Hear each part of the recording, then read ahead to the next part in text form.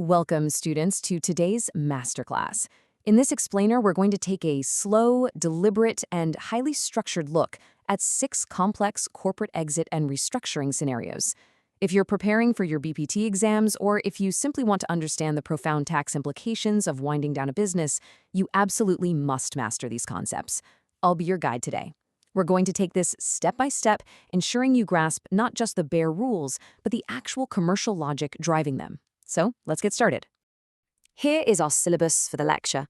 We're moving methodically through 6 areas: purchase of own shares, administration, liquidation, cessation of trade, striking off, and finally, disincorporation.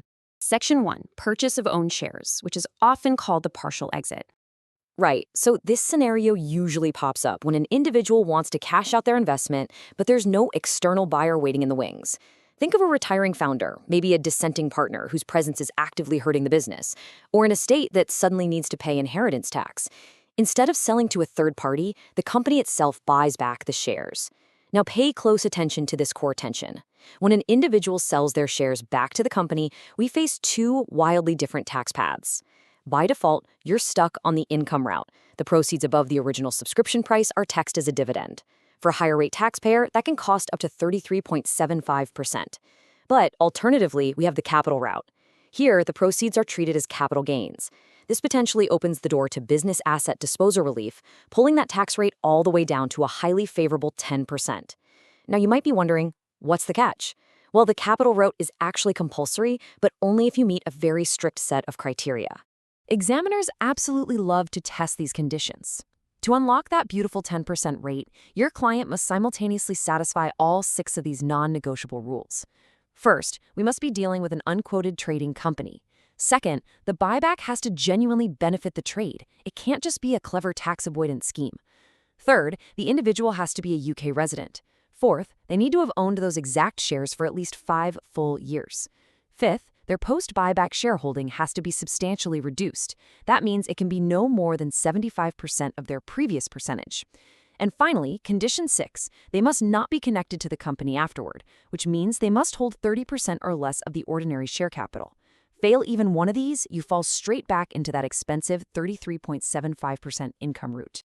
Moving on to Section 2, entering company administration or attempting rescue. Take your time with this definition because it sets the stage. Administration is fundamentally an attempt to save the company. It's a rescue mission.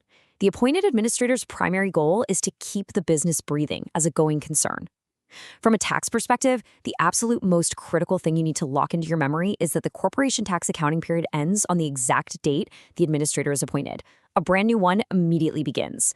Furthermore, if that administrator has to sell off assets during this new period, the corporation tax liability stays with the company and ranks as an administration expense.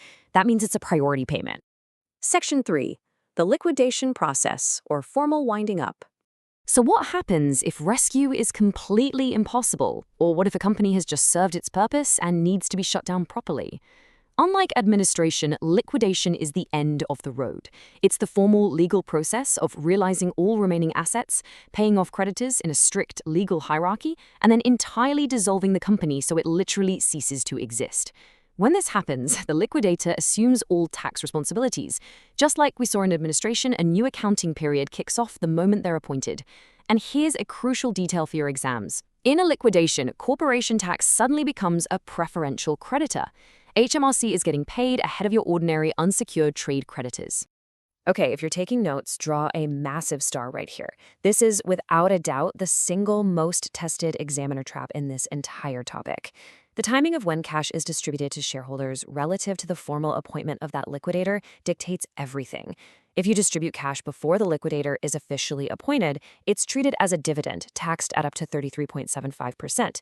But if you take that exact same cash and distribute it after the formal appointment, suddenly it's a capital distribution, potentially taxed at just 10%. Think about the scale of this. Imagine a £500,000 payout. A pre-appointment mistake costs nearly £169,000 in tax. Just waiting for that post-appointment capital treatment drops the tax bill down to £50,000. That is a £118,000 difference, based entirely on the timing of a few signatures. Section 4, cessation of trade rules, stopping operations. Whether a company is entering a formal liquidation or simply closing its doors, the actual moment the trade stops triggers some very specific, highly testable tax consequences. When a trade ceases, the current accounting period ends. All capital allowance pools are closed, which triggers your final balancing adjustments. But the most powerful tool you have here is Section 39 terminal loss relief. Any trading loss that arises in the final 12 months of operations can be carried back not just 1 year, but 3 full preceding years. And you apply it on a last in, first out basis. This means you apply the loss to the most recent preceding year first and work your way backwards to secure the earliest possible tax refunds for your client. Now, as an advisor, here is a brilliant exam strategy to keep in your back pocket. Let's say your client's company is failing. It's generating trading losses, but they happen to own a building that has gone up in value. If you advise them to sell that appreciated asset before the trade formally ceases, those current year trading losses can be set against the total profits of the period, which includes the capital gain on that building. But the very moment the trade ceases, that window permanently shuts. Your trading losses become terminal losses, which can only be carried backward against prior profits. That leaves your brand new capital gain fully exposed to tax. The golden rule: always sell the appreciated assets while the trade is still alive. Section 5. Striking off basics. The low-cost closure. So we know liquidators are expensive, but not every closure actually requires one. Striking off is an informal, cheap alternative. It's typically used for dormant companies or businesses with very modest surplus assets left over. But there is a catch. It's the £25,000 limit. As we discussed earlier, normally to get that favorable capital treatment on a payout, you need a formal liquidator. Striking off offers a rare exception.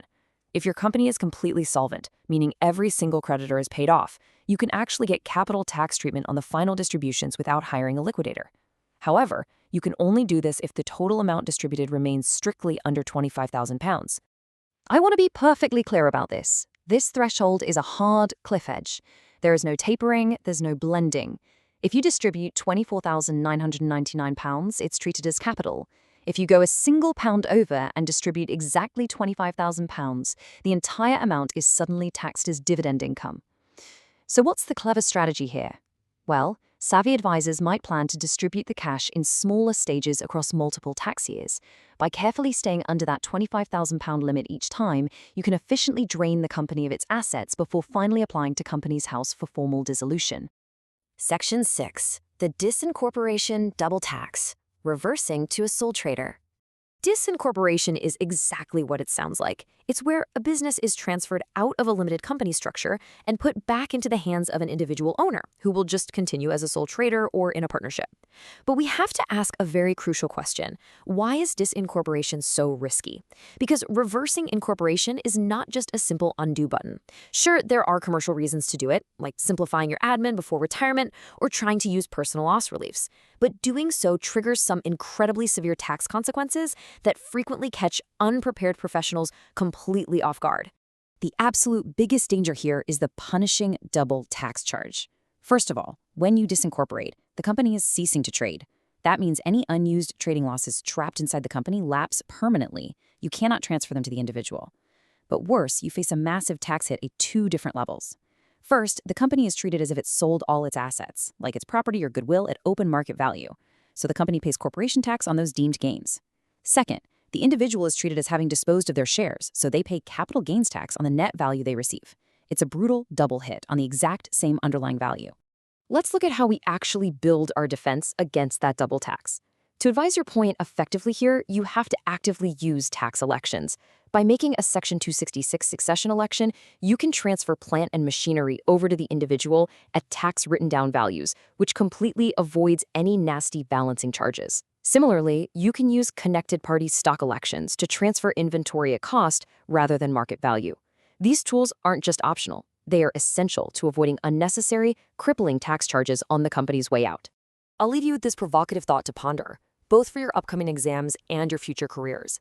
As we've seen throughout this masterclass, whether we're talking about a £25,000 striking off limit or the precise date an insolvency practitioner signs their official appointment papers, tax law hinges on exact specific moments. Always remember that understanding the timing of these formalities is exactly what separates an average accountant who merely reports history from a truly great tax planner who actively protects their client's wealth. Thank you for joining me for this explainer. Review these principles slowly and carefully, and I wish you the very best in your studies.